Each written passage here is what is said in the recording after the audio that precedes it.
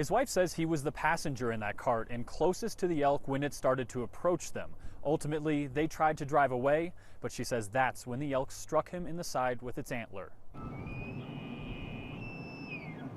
Come fall in Evergreen, a round of golf comes with a few extra hazards. They started at 1 o'clock. They were with the elk all day. But for Zak Bornhoft, Saturday was a reminder. His pain is unmanageable at the moment. Megan Bornhoft is Zak's wife. On Saturday, she went from receiving pictures like this to taking her own in the ICU.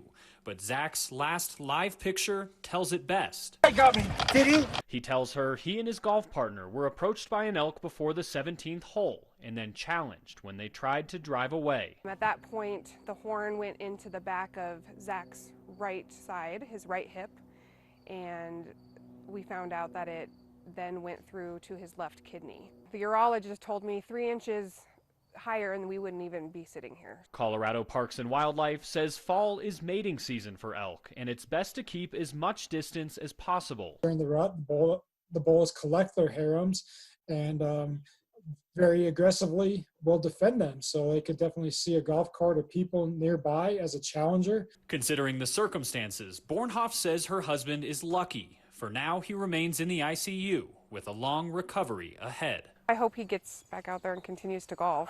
I hope this doesn't scare him away.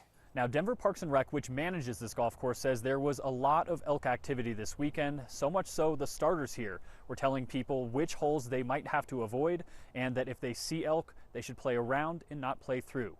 In Evergreen, Conor Mccue covering Colorado First.